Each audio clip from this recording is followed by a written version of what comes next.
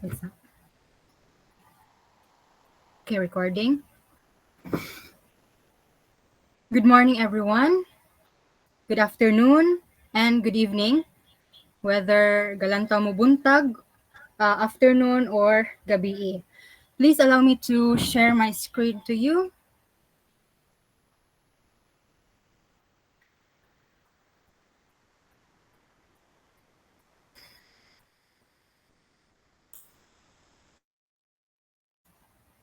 Can you guys see my screen now?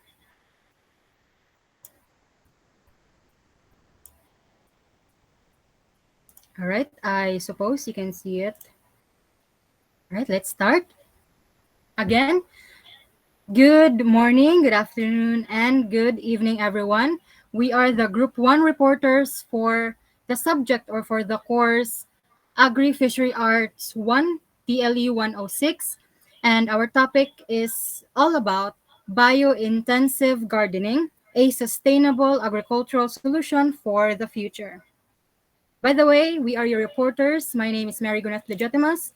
Together with me, we have Miss Ansing, Miss Andag, Miss Sobrado, Miss Masurong, Miss Sakay, Miss Fundavilla, and of course, Miss Tingkang. Okay. When we say, but before I'll read the learning objectives, please allow me first to elaborate to you our topic. Bio-intensive gardening. When we say bio-intensive, it is, what is this? The maximizing a small space in the area without thinking nga kinahanglan, like for instance, akong gusto kay mag-garden ko pero katong garden as in full blown nga garden. Ang bio-intensive kay dili na siya mao. Okay, i-discuss na ako ang learning objectives ha. So our learning objectives at this report, after studying this lesson, students should be able to first explain the principles, importance, and benefits of bio-intensive gardening in promoting sustainable food production.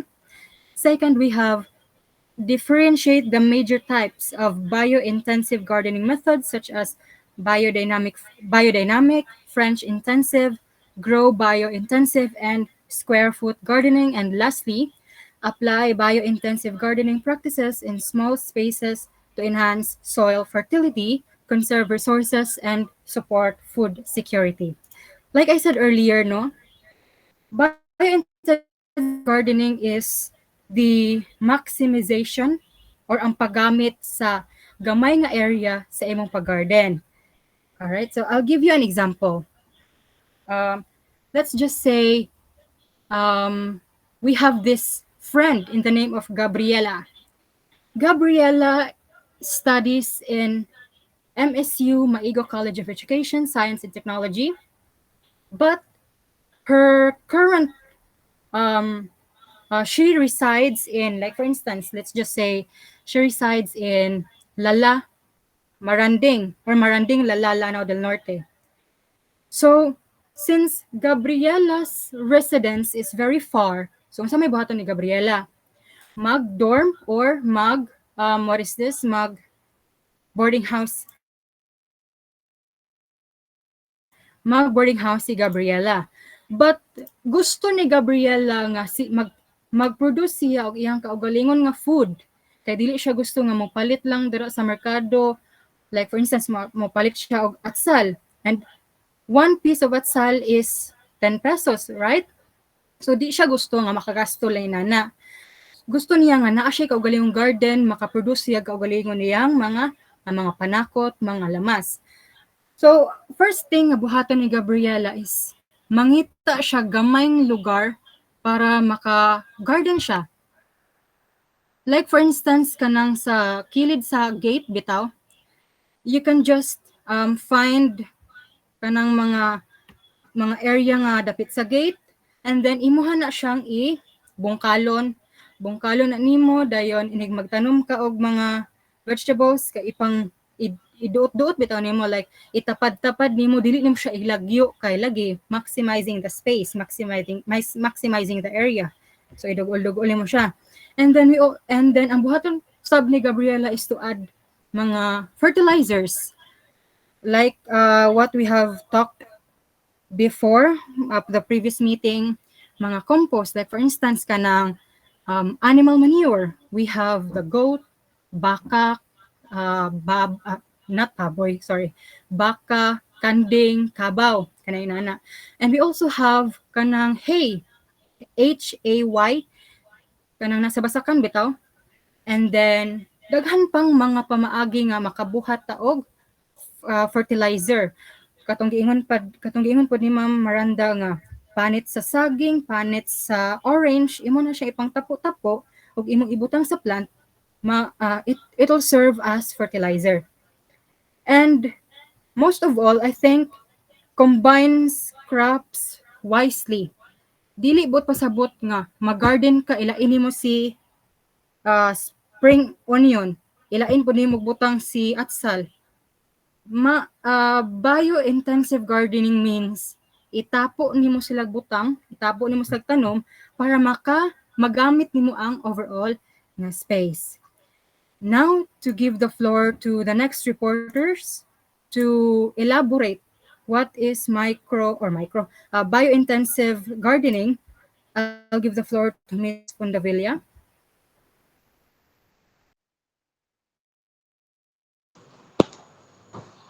Hello, good morning or evening, everyone. And bio-intensive gardening, it is, as well as what my co-reporter said a while ago, it is a way to grow lots of food in small spaces using natural methods. It helps the soil saves resources and gives healthy food.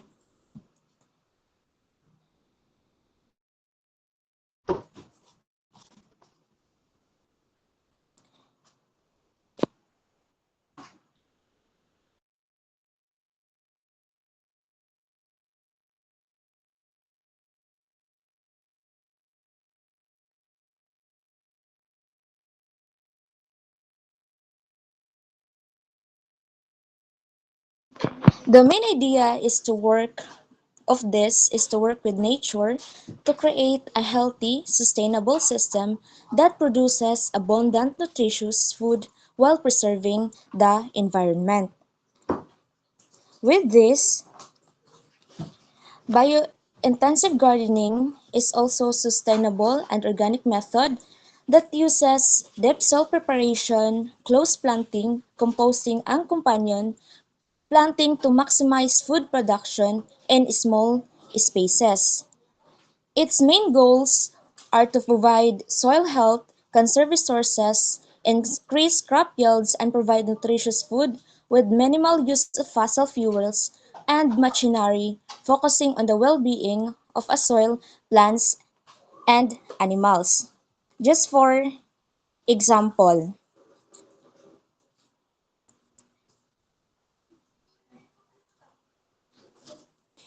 in a small backyard,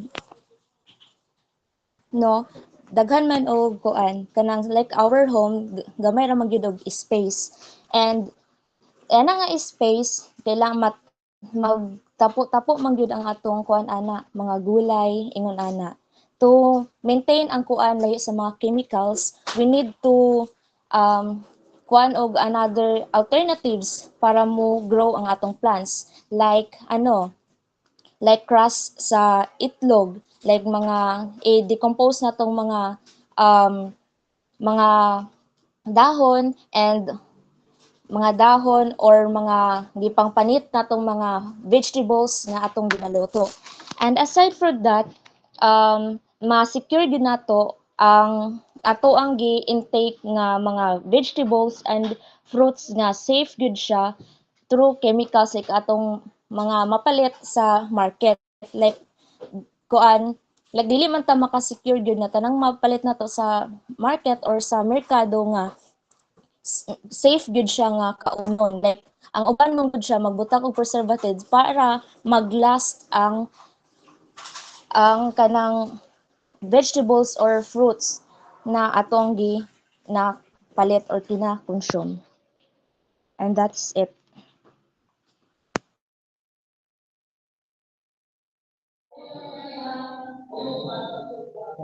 Good day, everyone. Today, I will be discussing about the benefits of biointensive gardening and how it can help not only the farmers but also ordinary families like us.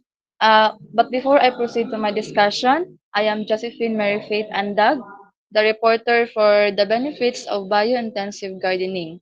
So again, what is biointensive gardening? As Ms. Legitimas mentioned earlier, biointensive gardening is a sustainable method maximizing yield using organic soil practices. So now, let's proceed to its benefits. First, it maximizes yield in small spaces. One of the biggest advantages of biointensive gardening is that it produces more crops even in limited land. This is for this is for this is perfect for people who have only small backyards. Imagine you only have a small backyard. By practicing biointensive gardening, you can plant vegetables like tomatoes, pechay, or talong in raised beds instead of buying gulay every day. You can harvest enough for your daily ulam.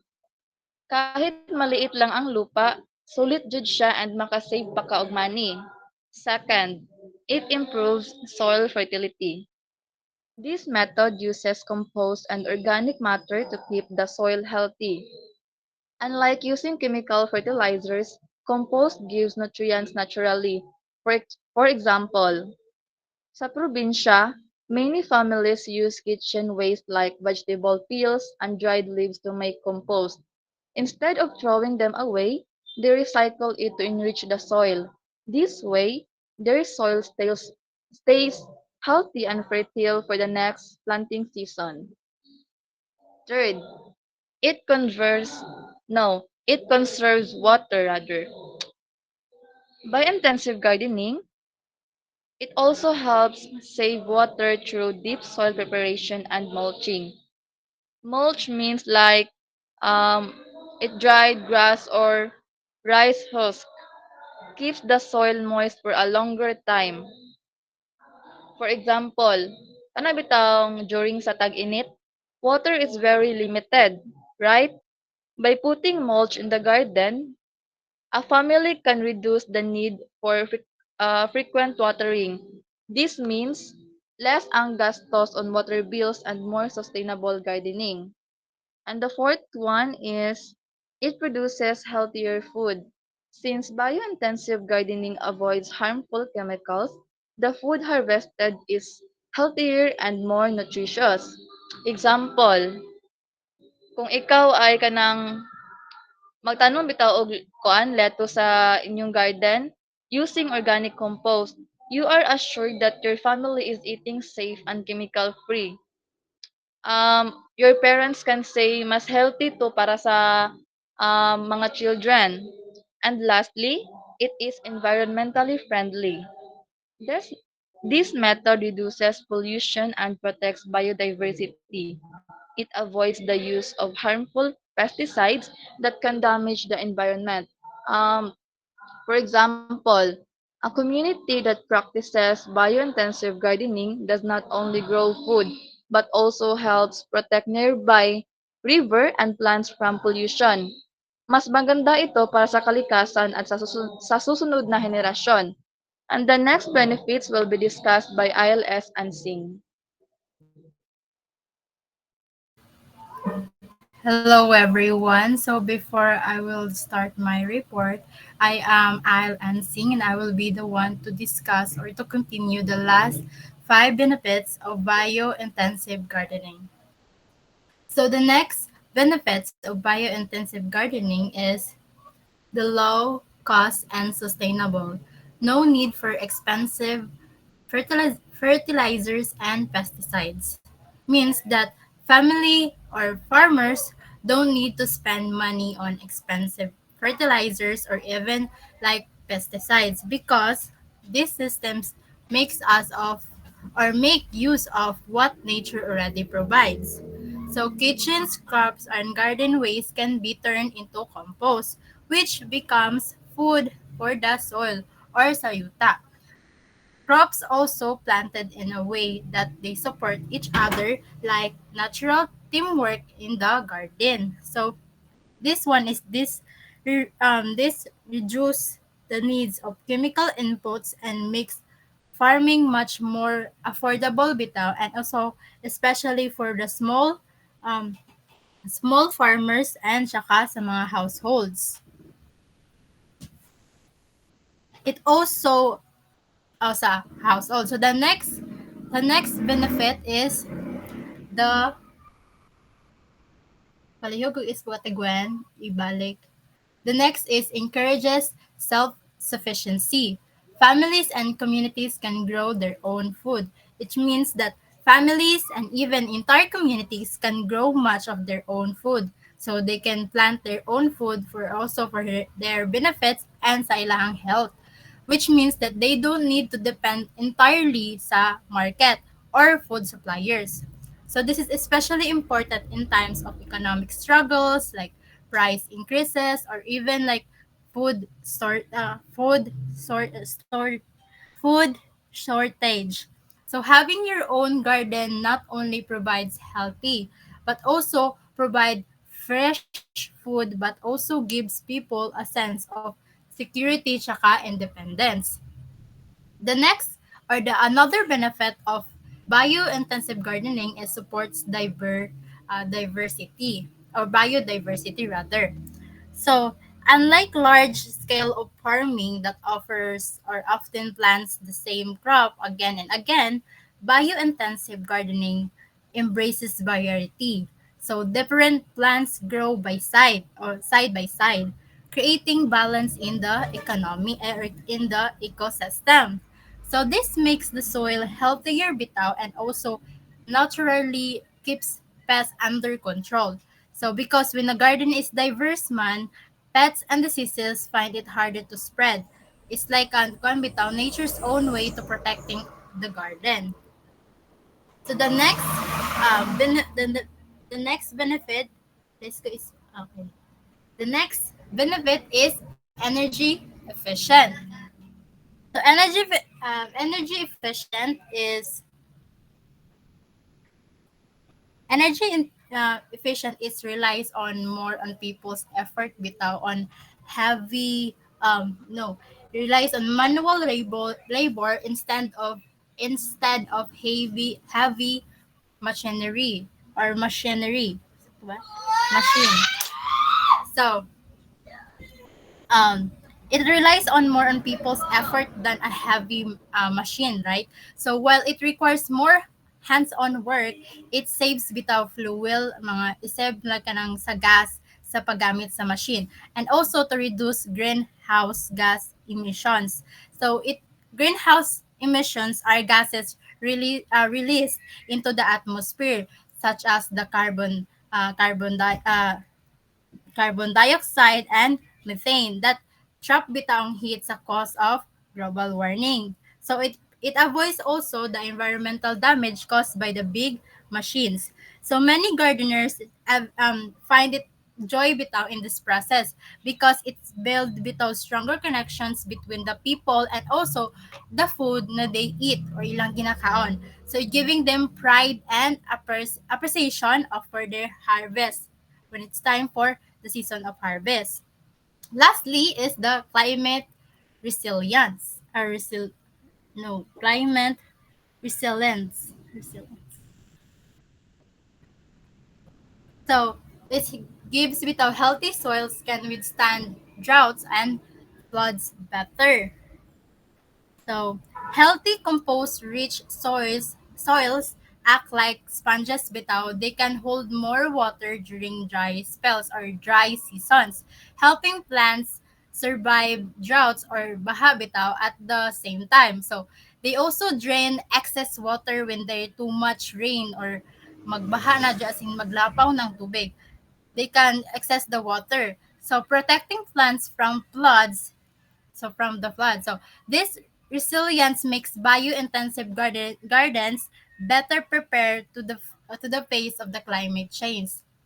So in summary, bio-intensive gardening provides many advantages for people, the environment, and also for the future generation. This is a very practical and saka low cost and sustainable way for producing food, like caring for the soil and also conserving natural resources by practicing bio-intensive gardening in the communities. Can also so in the communities it can also achieve food security, protect the environment, and also promote healthier lifestyles. That's all. Thank you.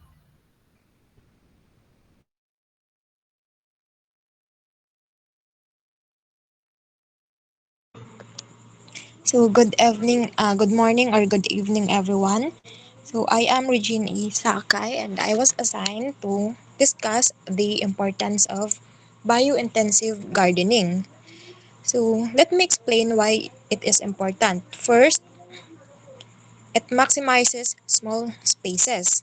So one of the best thing about bio-intensive gardening is that it make uses even the smallest area. For example, in urban places where people only have small backyards or even just containers, they are using containers, this method allow them to grow more crops in less space. So this is done through techniques like close spacing and companion planting. Nasabi na ito ni Ate Gwen kanina, which means crop support each other growth instead of competing. So it is very practical, especially for the families na gusto silang mag-save and they can still have fresh food at home. And the second importance is improves soil fertility. So unlike some modern farming that often depletes the soil with chemicals, so ang biointensive gardening helps restore and maintain soil health. And this is achieved using decomposed or mga green manure or other organic matter. So when the soil is fertile, it can keep producing good harvest year after year. So in other words, it's not only good for the plants now, but it also prepare the soil for the next sa susunod na magtatanim ka na naman. And then the third importance is conserves resources. Bio-intensive gardening is also resource friendly because it uses less water because of deep soil preparation, which helps retain moisture and it avoids wasting materials by recycling organic waste into compost.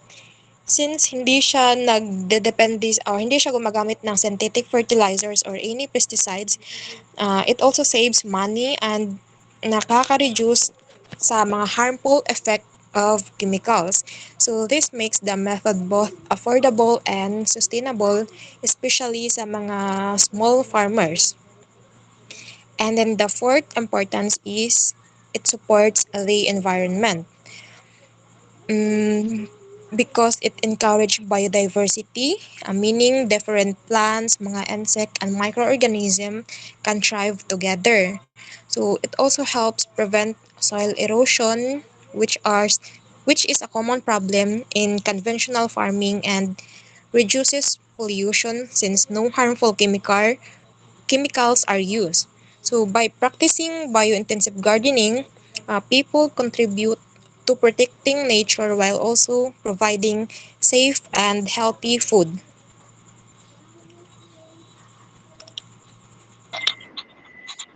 Thank you, Miss Sakai. So number 5 is provides healthy food. So bio-intensive gardening produces fresh and organic vegetables and fruits without harmful chemicals. So this means that families are able to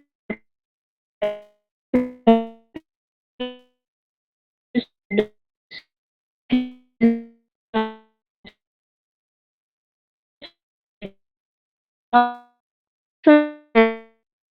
like kita jud ang magtanom sa atong mga plants kay it will actually prevent or unsa pa na nga mga illnesses nga nag-cause bito sa pesticides kay di ba dili jud tanan nga ginabaligya sa market kay healthy or safe ba so mas mas like kung baga kung ganda jud ka comfortable ka or unsa ka na so mas nindot jud nga kita nakakuan sa atong ginapananom. So number 6 is promote self-sufficiency. So by planting our own food, our families, communities, or environment become less dependent on buying from the market. So, dili lang jud ta like makaiwas sa mga kalayuan sa market, no? Kay we can also be dependent sa sa pagiging matipid, no? Kay kung nakay kanang own nga garden, dili naman ka need food nga like mo pag market kaya na naman sa imong tapad or sa pananga like makatipid jud ka. So this makes us more capable of meeting our needs, especially during times of price hikes or food shortage. So dili lang jud sa like murag shortage sa ato pero mas kuan ang pud kong ingani pud. So ang kuan pud ani kay kung layo kag balay so mo ato pa kag market so di ba so murag much better jud nga kita jud magkuan sa tong garden. So number 7 is low cost and sustainable. So para ni sa sa mga previous nga importance bitaw. So this method uses compost or natural fertilizers locally available instead of expensive chemicals. So we can use naman po mga like what Legitima said earlier o katong na-mention pa ni Ma'am Miranda na we ka pwede nga gamiton nato nga fertilizer kay karabitang mga katong sa panit sa oranges ba to or kanang animals manure kung pwede jud ta like kuan pa sa more safe pa jud niya. So because of this, it reduces cost while caring for the soil, making it practical or for small farmers and households in the long run. So makatawang po di siya para pod maka-less pa. So number 8 or the last one is strengthens food security. So with continuous planting and harvesting of various crops, bio-intensive gardening ensures that food is available year-round. So this helps protect our families from hungers and ensures a reliable source of healthy meals. So in order for us to like maka-ensure jud ta maaway jud ta nga kung unsa atong ginakaon so murag mas kuan jud nga na jud tay kuan dili lang jud sa like makatipid or kuan pero maka-assure pud ta nga na jud tay makaon nga healthy pa. So that's all for the importance of biointensive gardening. So good morning, good afternoon, and good evening, everyone. I am Denzel Marie Sobrado, and I am one of the reporters of the traditional gardening versus bio-intensive gardening. So in bio in ano? Wait lang po. In biodynamic gardening, um, as you can see here that the garden is seen as a living body. It uses compost, animal manure, natural mixes, and sometimes follows the moon cycle or the lunar calendar, and it focuses on the soil microbiology and ecosystem balance. And the goal here is to balance between the soil, plants, and animals. Yes.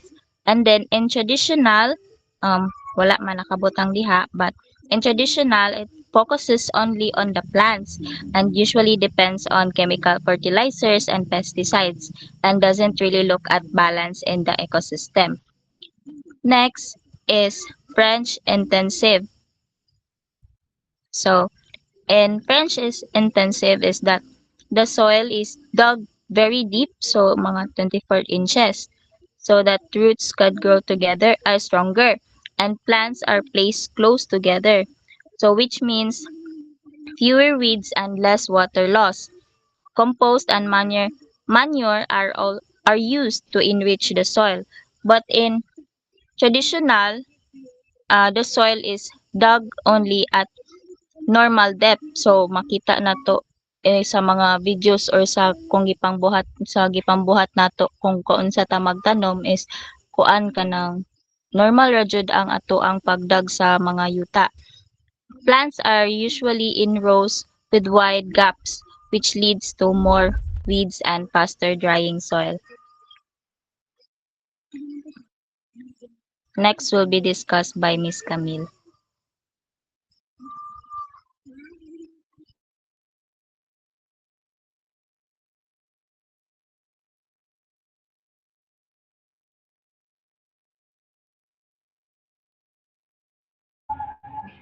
So hello, good evening. Madungog ra ba ko? Yes. Okay. So again, so grow bio-intensive is again akong giikuan is a modern sustainable method that combines the deep soil, of course, the preparation, the closed planting space para sa itong mga tanom, and also the composting and crop rotation. So it is a design to maximize food production in small areas while keeping the soil fertile and healthy for many years. But before I dig into square foot gardening, again, wala man diri sa PPT ang traditional gardening, di ba, agi ko na to ni Shopa o unsa. On the other hand, it often focuses on producing a good harvest. So, ang traditional is kanang mga without siya chemical, di ba? Nag-rely na siya sa, sorry, Kisaba, chemical fertilizer o pesticide. But, ang traditional gardening, makakuan kana tawagan na, kanang ay, hilay akong tingog, please. Hilay, please.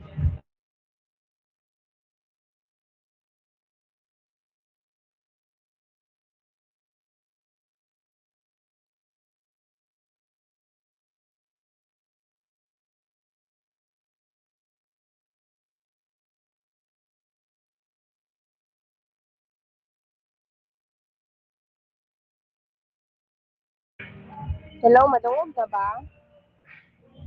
Mas kusog na siya or sa bahin na yun? Yes. Okay, so again, so ang traditional, kaya nag-rely siya sa chemical fertilizer and pesticide. But this can damage the soil over time, but it's making less fertile and requiring more outside input to maintain production. Mo na siya ang traditional. So in short, ako lang ikuan nga, ang grow, bio-intensive balance, high yield, and soil health. While ang tradition, kaya na-prioritize siya sa yield but may harm long term. Manong makaharm siya katungod sa mga pesticides and chemicals na ginamit. So I will dig deep in square foot gardening. Okay, it uses four types for raised beds divided into 1 foot squares, then efficient planting, less weeding, and space saving. And lastly, adaptable for beginners, urban areas, and small spaces. So again, ang square foot gardening, nag-use siya ang raised bed. So divided siya into 1 foot square. So each planted with a different crop. So if magplant ka, kay nagkuan siya kanang each plant is nag-differ siya. Then kani nga method is space efficient nga no. Kaya dili siya bitaw kanang sana dugol-dugol, and especially useful siya for kanang bitaw mga small gardens like sa kanang urban nga mga places. And then sa traditional gardening, sa square foot kay usually plant crops in long rows. So bantay mo ang mga plants nga kanang bitang straight lang siya.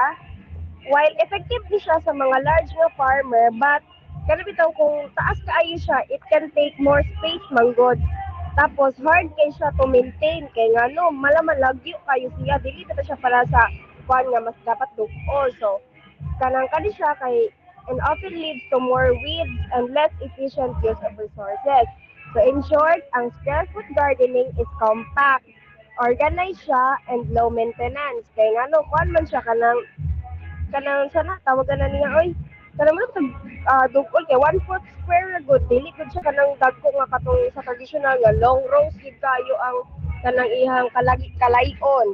So while ang traditional is spacious and labor intensive pa jud siya and less efficient pa jud siya sa small places. So again, ang square foot gardening is okay siya for the small gardens and also sa urban settings. So dili kay siya ingon nga mas kuan usable kay siya sa info ka mga dagko bitaw nga kuan. So mas maayo jud basta ang square foot imong gamiton nga gardening, much better if small garden siya or kanang sa inyo mga balay-balay lang bitaw. So more na to. Thank you.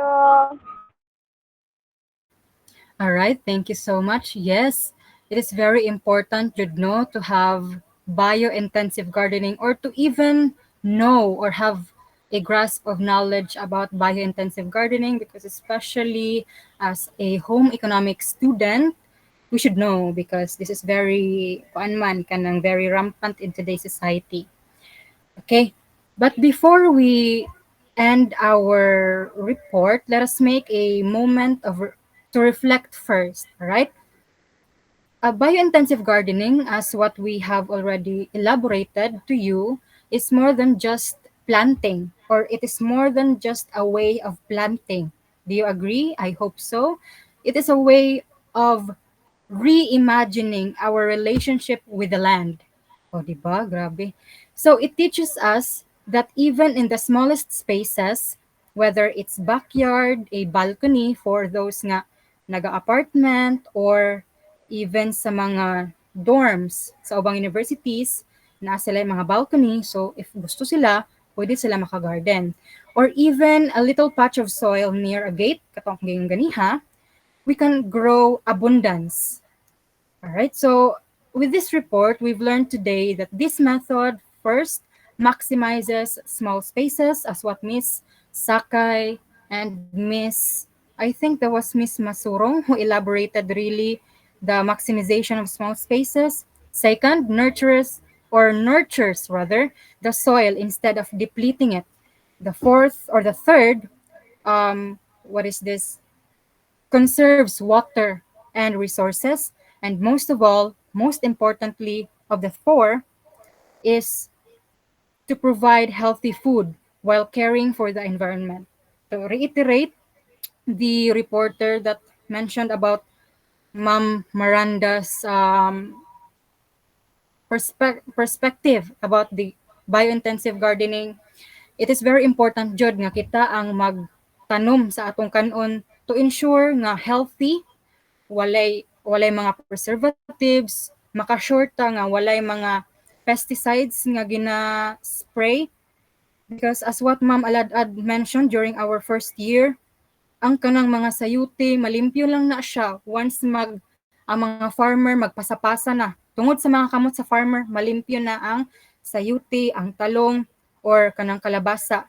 Kay wala man na hugasi pag human nila og harvest, di ba? Kay namdam pa mo sa ingon ni Ma'am Aladad. So, the types of bio-intensive gardening, we've mentioned about the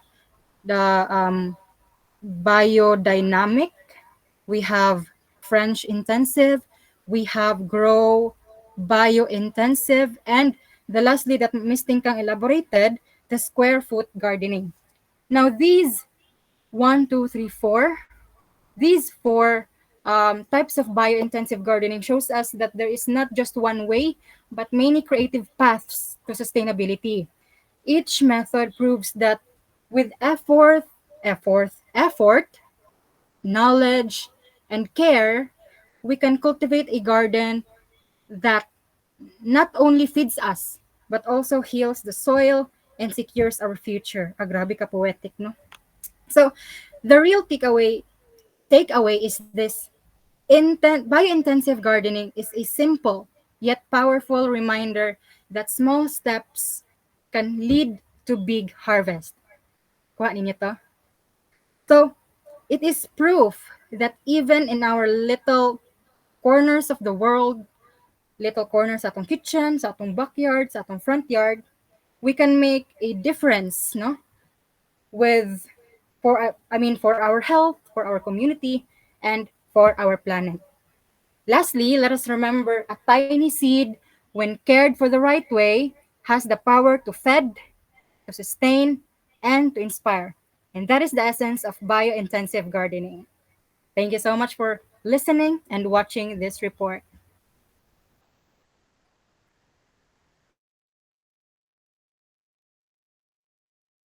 Okay, mana guys.